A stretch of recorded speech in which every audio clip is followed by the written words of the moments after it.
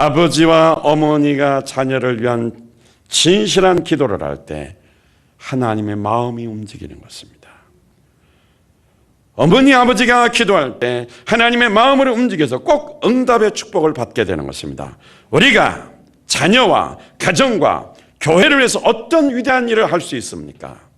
그 위대한 일의 시작은 자녀를 위한 눈물의 기도입니다. 오늘 본문을 통해서 우리는 기도하는 어머니의 모습을 볼 수 있습니다. 사무엘상 1장 26절에 보니까 한나가 가로되 나의 주여 당신의 사심으로 맹세하나이다. 나는 여기서 나의 주 당신 곁에 서서 여호와께 기도하던 여자라. 하나님께 뭐 하던 여자라? 기도하던 여자라. 따라서 합니다. 기도하던 여자라. 할렐루야. 한나는 가정에 많은 여러 가지 문제가 있었습니다. 특히 자식이 없어서 고통의 나날을 보냈습니다. 그런 고통과 아픔이 있었지만 기도로 승리하여 복을 받았습니다. 한나는 엘리 제사장에게 자신을 표현할 때 이렇게 표현했습니다. 나는 하나님 앞에 기도하던 여자입니다 라고 말을 했습니다. 자신이 어려울 때, 고통당할 때, 마음의 슬픔이 있어서 가슴이 찢어지는 그런 아픈 상황이 있을 그 당시에 바로 그때 간절하게 기도하던 여자, 바로 그가 납니다. 여기서 기도하던 여자라는 것은 단순하게 표현하는 것이 아니고 굉장히 강력하게 강조하면서 표현합니다. 나는 기도하는 여자입니다. 아주 강력하게 어필하는 그 내용입니다. 자신감 없어서 제가 그때 기도하는 여자인데요 이런 뜻이 아니에요. 정말 기도했기 때문에 자신만만하게 기도했다고 표현하는 것입니다. 하나님 앞에나 사람 앞에나 기도하던 여자라는 표현처럼 기도하는 성도가 되기를 주님의 이름으로 축원드립니다. 할렐루야. 한나는 자녀를 위해서 어떻게 기도해서 응답을 받았는가? 말씀을 통해서 은혜 충만받기를 원합니다. 할렐루야.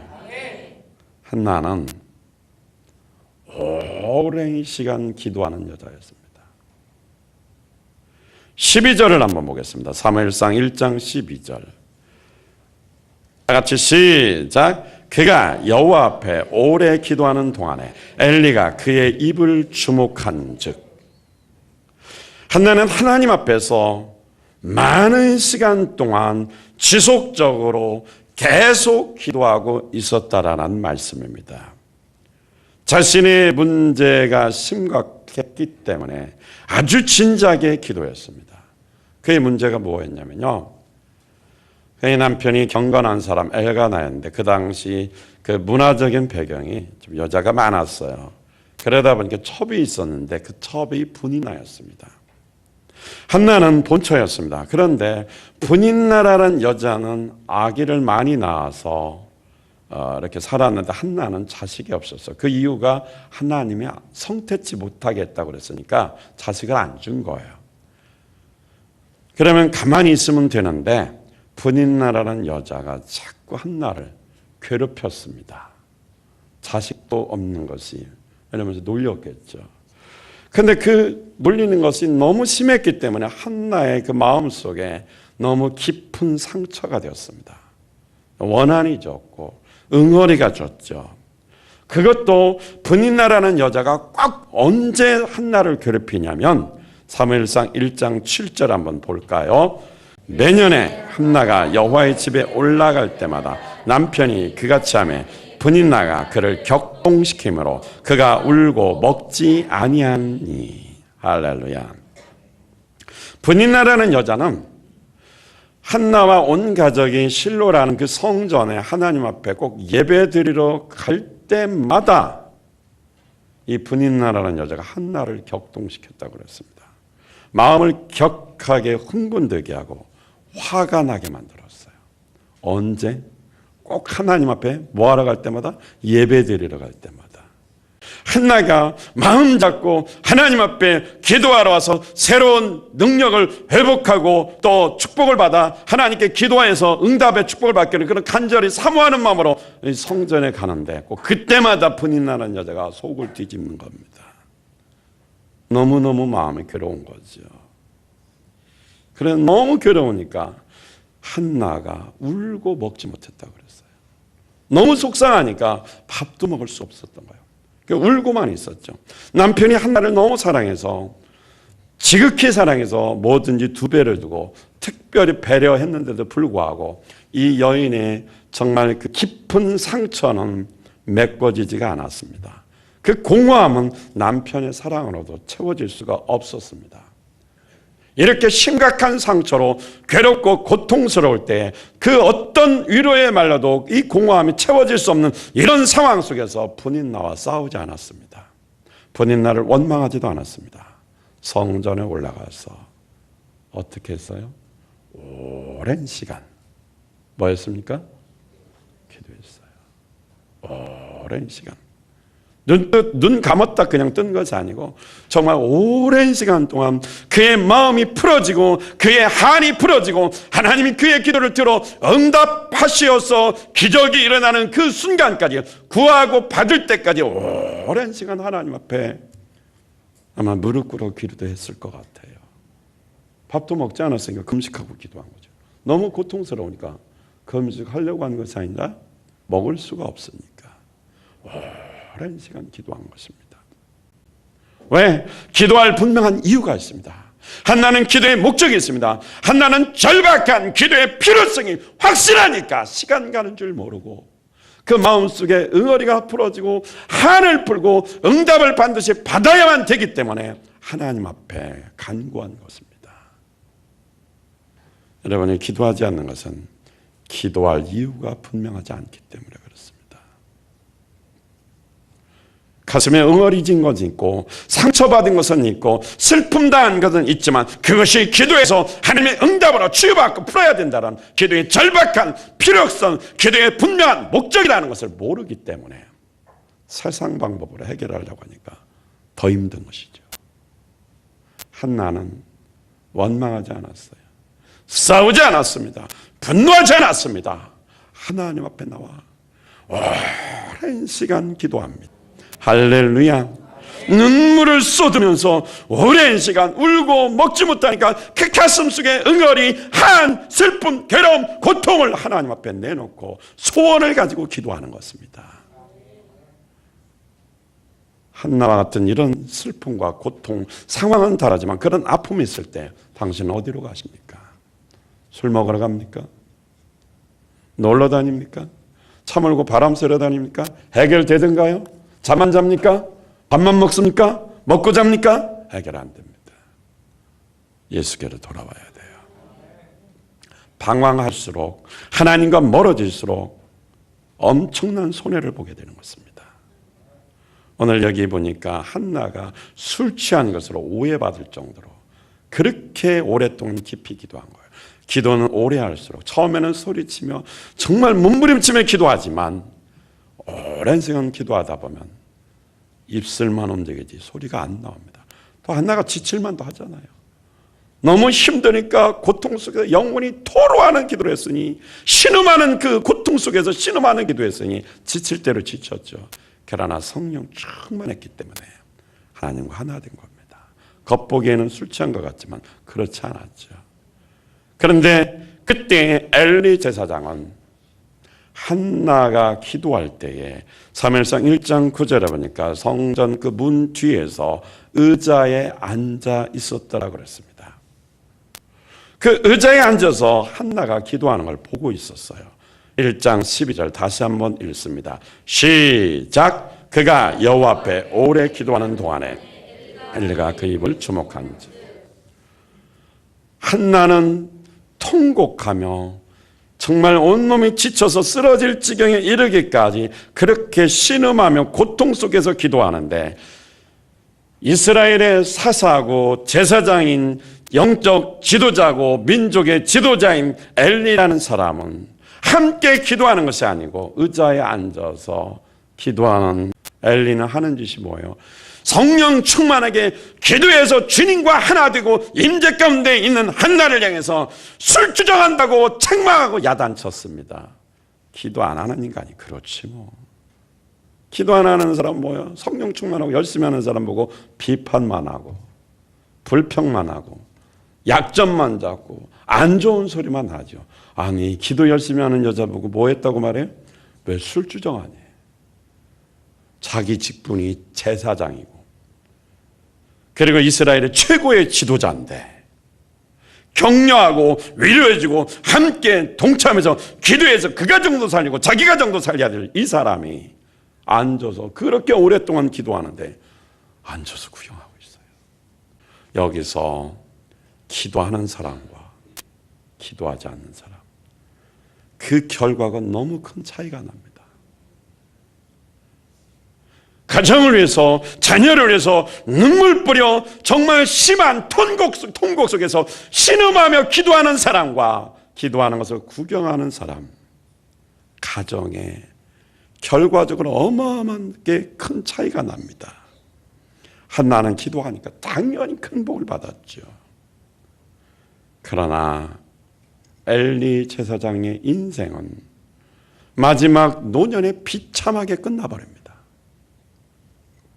사무엘상 4장 18절 말씀해 보니까 하나님의 괴를 말할 때 엘리가 자기 의자에서 자빠져 문 곁에서 목이 부러져 죽었으니 나이 많고 비둔한 연고라 그가 이스라엘 사사가 된 지 40년이었더라.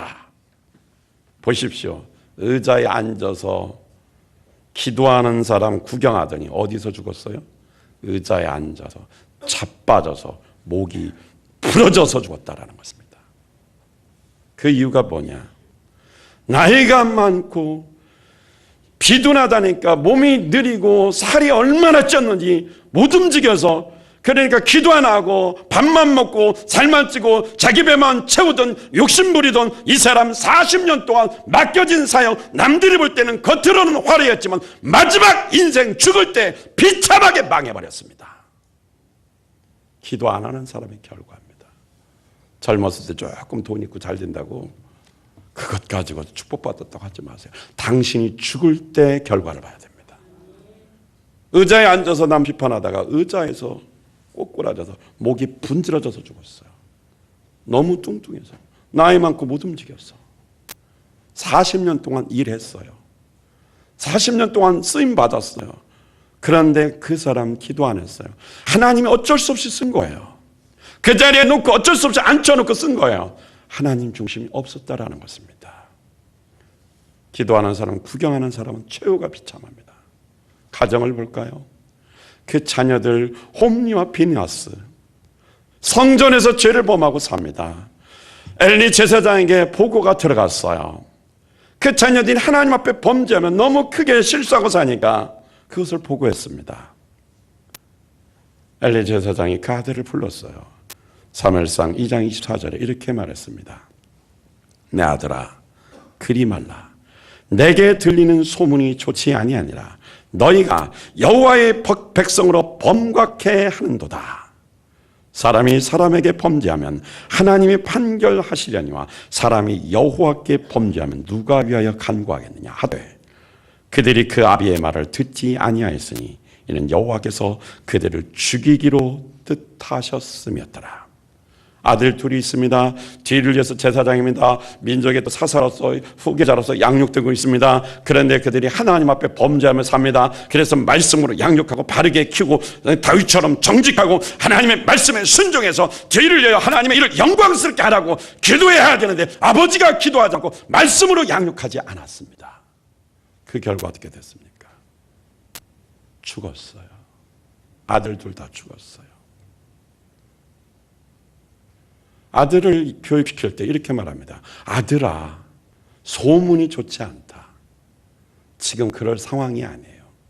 매를 들어서 종아리를 쳐서라도 하나님의 말씀에 지엄함을 알려주고 말씀에 순종하도록 가르쳐야 되는데 세상과 타협하고 적당히 세상 방법으로 살아도 교회만 한 번 나오면 뭐 그것만 해도 됐다라는 식으로 가르치니까 죄 속에 사는 자녀 하나님이 축복하지 않습니다. 소문이 안 좋다. 이렇게만 말했어요. 지금은 그럴 입장이 아니에요. 죽느냐 사느냐 이 사생 결단을 두고 결단을 하면서 아들이 돌아오도록 말씀으로 양육하고 그 아들을 위해서 금식하며 기도하고 눈물 하나님께 호소해야 할 엘리 제사장, 마치 인자한 것처럼 아들을 위해서 무슨 배려하는 것처럼 소문이 안 좋으니까 자기 체면만 챙기는 거죠. 말씀으로 양육해야 돼요. 바르게 가르쳐야 돼요. 여러분들 애들 교육시킬 때 학원 가야 된다고 주일 빠지죠. 학교 가야 된다고 주일 빠지죠. 엉망진창입니다. 세상과 타협합니다. 어쩌다 한번 나오는 거 그럴 수도 있지. 사회가 그러니까 어쩔 수 없다. 너무 무관심한 거 아니에요.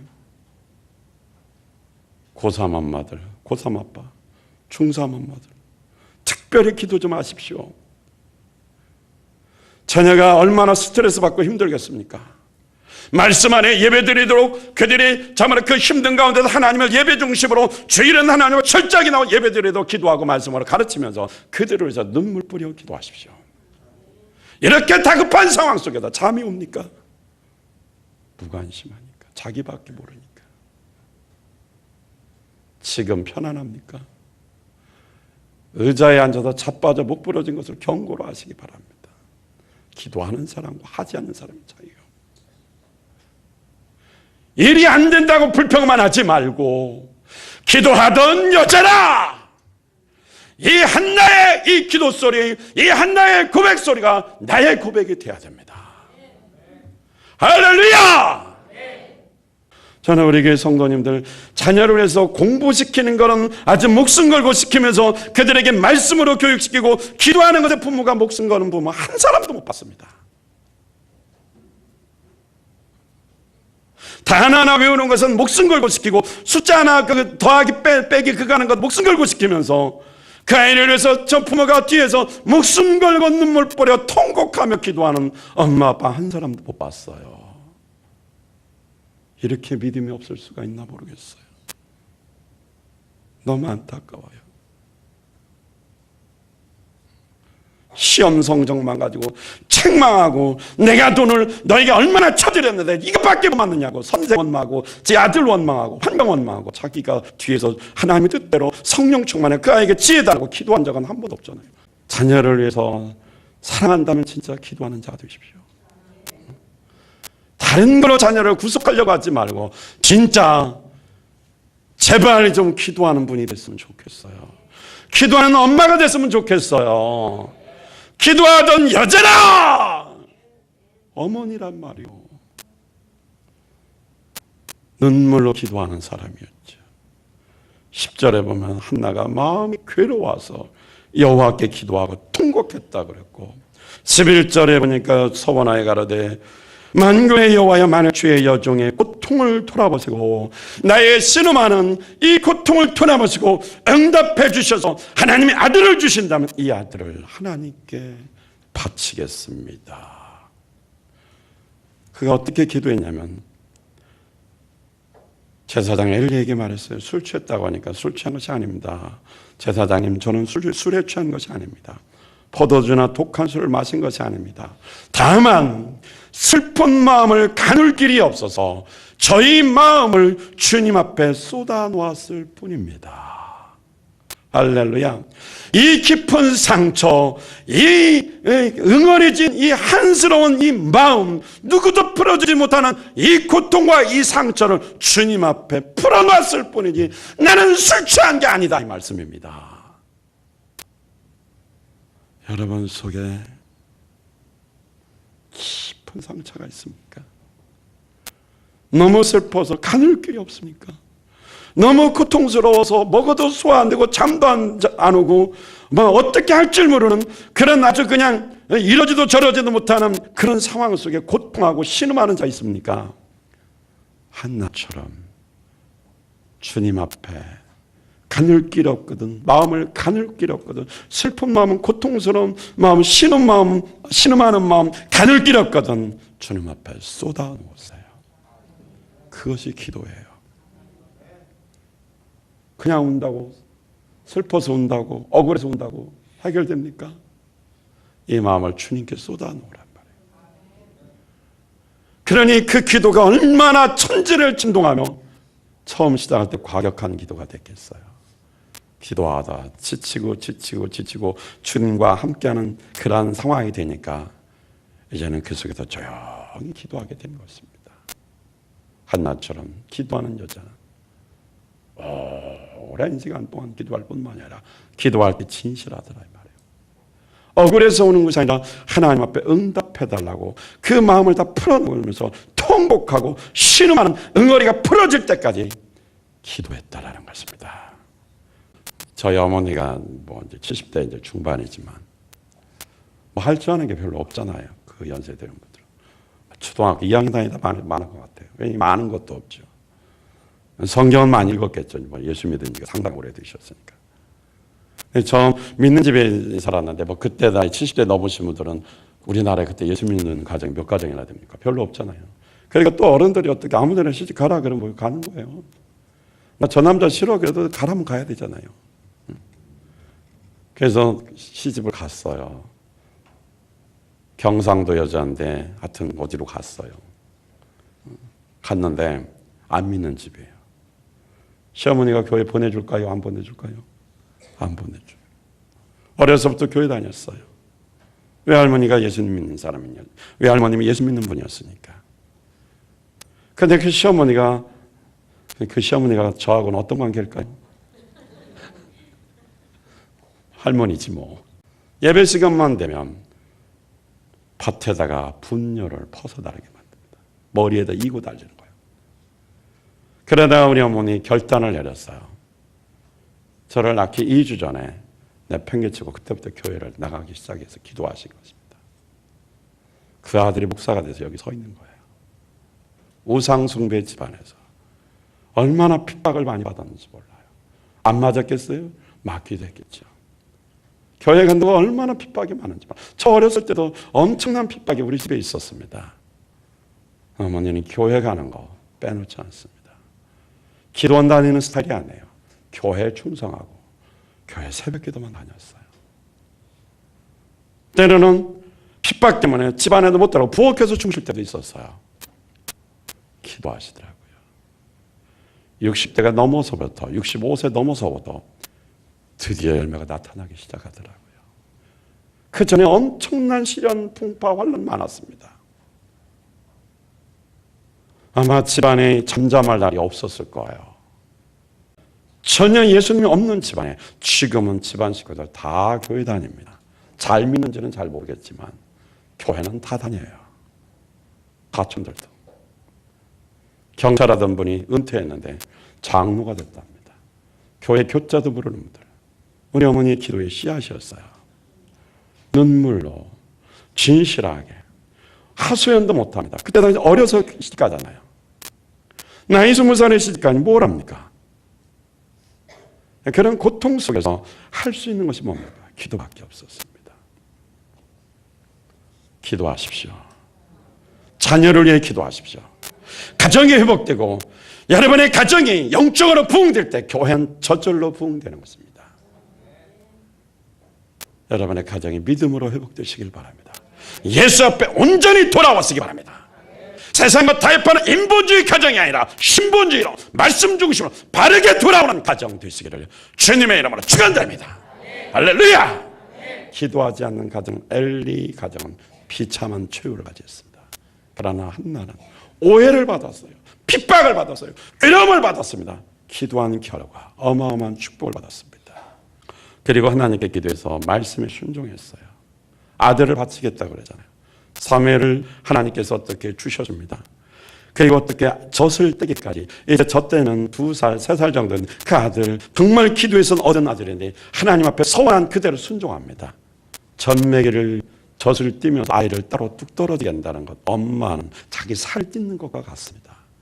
가슴이 애입니다. 그러나 한나는 말씀 앞에 결단력이 있습니다. 엘리처럼 정말 엘리 제사장처럼 위받아는 자가 아닙니다. 소문이 좋지 않다 이렇게 말하지 않습니다. 아기가 젖된 아이처럼 성전에 들여서 하나님의 쪽으로 드린다고 하면 딱 어떻게 잘라서 결단력 있게 어떻게 아들을 보냅니다. 하나님 말씀 앞에 순종하는 데 있어서 갈등하지 않습니다. 우유부단하지 않습니다. 엘리는 아들을 교육시키는 데서 있어서 우유부단하다가 아들을 죽여 다녔어요. 우유부단하면 안 됩니다. 말씀 앞에 바르게 가르칠 때 아이들이 주님의 소리에 들려 축복을 받습니다. 할렐루야! 우리는 신앙생활과 기도하는 데 있어서는 결단력이 있어야 됩니다. 결단력이 있어야 됩니다. 우유부단하면 안 됩니다. 실패한 가정 됩니다. 성공한 가정, 회복하는 가정, 축복받는 가정이 되기 위해서는 말씀과 기도 앞에 결단력 있는 부모가 돼야 됩니다. 할렐루야! 결단력 있는 자 되시기 바랍니다. 하나님께 드렸죠.